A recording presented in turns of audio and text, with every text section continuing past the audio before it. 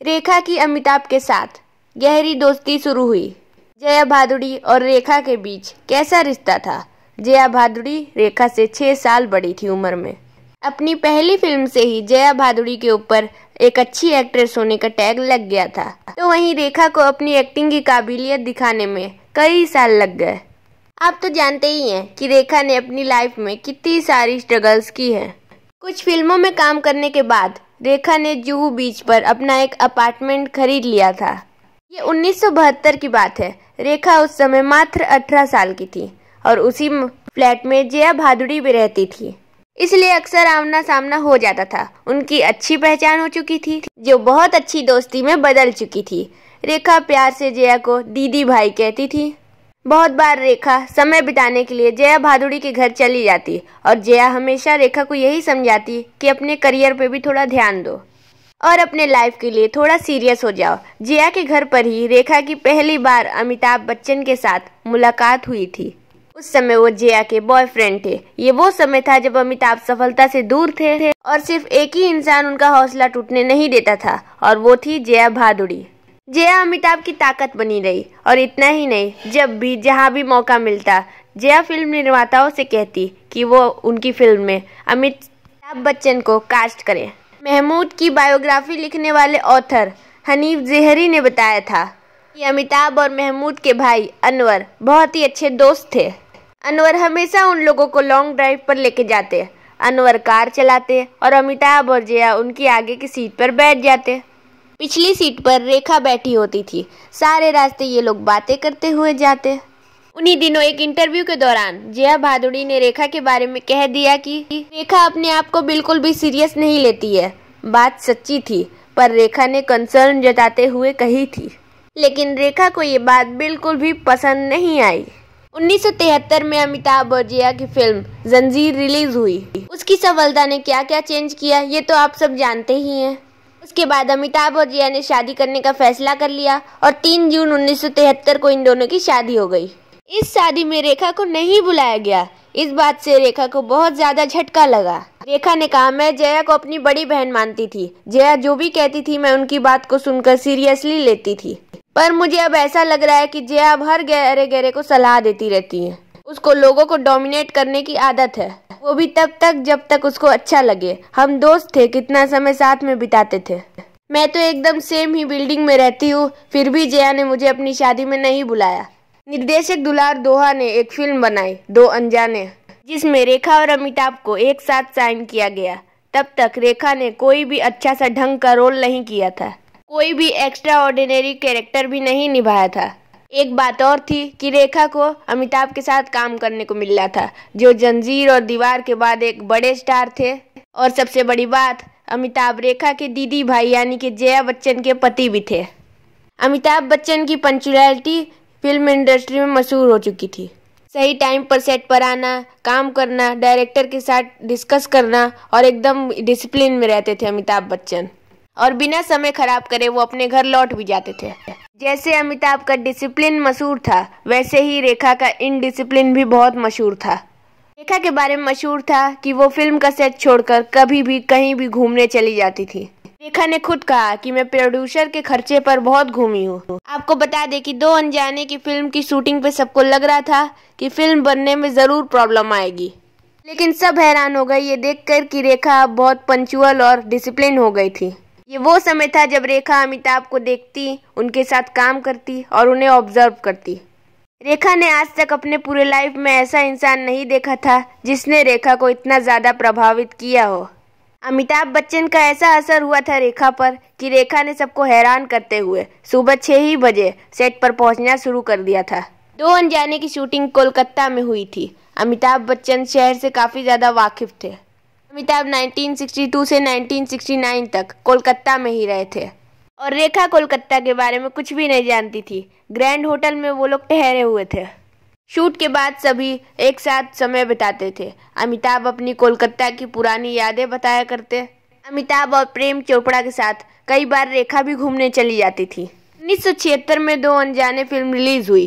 Film काफ़ी ज़्यादा hit तो नहीं हुई, लेकिन अपने आप में एक कामयाब फिल्म रही। रेखा की काम की पहली बार तारीफ हुई। रेखा को रिस्पेक्ट भी मिली रेखा के काम की वजह से। रेखा ने सारा क्रेडिट अमिताभ को दिया। अमिताभ की परफेक्शन से रेखा काफी ज्यादा इम्प्रेस थी। जाहिर था रेखा अमिताभ की ओर खींची चली जा रही थी। सिमी ग्रेवाल के शो में रेखा ने कहा था, अमिताभ शादीशुदा थे, इस बात से मुझे कोई फर्क नहीं पड़ता था।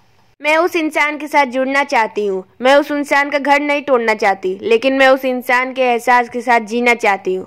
अमिताभ का ऐसा असर हुआ था रेखा के ऊपर कि रेखा ने अपने लैंग्वेज पर काम करना शुरू कर दिया था। रेखा ने खूबसूरत दिखने के लिए अपनी फिटनेस और खाने पीने पर ध्यान देना भी शुरू कर दिया था। रेखा प्योर वेजिटेरियन बन गई थी। योगा भी शुरू कर दिया। रेखा ने मीना कुमारी के मेकअप मैन को हायर कर दिया था। जब तक राम दादा जिंदा रहे वो तब तक रेखा के मेकअप मैन रहे। रेखा ने हर बार यही कहा कि अमिताभ की वजह से ही मैंने अपने आप को इतना ज्यादा बदला है, बेहतर किया है। अमिताभ ही मेरी इंस्पिरेशन रहे हैं। खून पसीना, इमाम धरन तीनों फिल्में ही 1977 में आई। तीनों में अमिताभ और रेखा साथ ही काम कर रहे थे। इमाम धरम में रेखा की जोड़ी शशि कपूर के साथ थी। मीडिया अमिताभ और रेखा की नजदीकियों के बारे में बात करने लगा था। प्रकाश मेहरा ने बताया कि अमिताभ ने ही रेखा को सिखाया था कि कैसे बात करनी है, कैसे चलना है, अपने आप को कैसे प्रेजेंट करना है। अमिताभ ने रेखा को कल्चर दिया। रेखा को भी एहसास हुआ कि अगर उसे इस आदमी के साथ चलना है, दिखना है, तो फिर अपना स्टैंडर्ड को एकदम मेंटेन करके रखना होगा। अमिताभ बच्चन की वजह से रेखा एक अच्छी एक्ट्रेस और एक अच्छी लेडी बन पाई। रेखा अमिताभ बच्चन के प्यार में दीवानी होती जा रही थी। वो भूल गई थी कि उसकी माँ की किस्मत उसकी किस्मत का दरवाजा खटखटा रही थी। अमिताभ की पत्नी तो रेखा की दीदी भाई जया भादुड़ी थी, जो अब जया बच्चन हो चुकी थी। 22 जनवरी 1980 ऋषि कपूर और नीतू सिंह की शादी हुई। नीतू रेखा की भी अच्छी फ्रेंड रही हैं। RK स्टूडियो में ऋषि कपूर और नीतू सिंह की शादी का फंक्शन चल रहा था। एक कॉर्नर में अमिताभ बच्चन मनमोहन देसाई के साथ बात कर रहे थे और जया बच्चन अपनी सास तेजी बच्चन के साथ बैठी थी। रेखा की सेंसेशनल एंट्री हुई। सबकी आंखें रेखा की तरफ घूम गई और सब देखने लगा। रेखा के बालों में सिंदूर नजर आ रहा था। मीडिया का पूरा ध्यान उसकी तरफ ही लग गया और बातें होने लगी कि क्या रेखा ने शादी कर ली है, किससे की है और किसके नाम का सिंदूर उनने अपनी मांग में लगाया है। तो रेखा अमिताभ बच्चन की ओर देखने लगी। अमिताभ बच्चन के हाथ में चोट लगी थी, इसलिए पट्टी बंधी हुई थी। रेखा को एरोबिक्स और बेहतर डाइट के बारे में गाइड करने के लिए उनकी दोस्त डॉक्टर स्नेहलता पांडे भी वहां मौजूद थी। रेखा ने स्नेहलता को साथ लिया और हिम्मत कर अमिताभ बच्चन के पास तक पहुंच गई।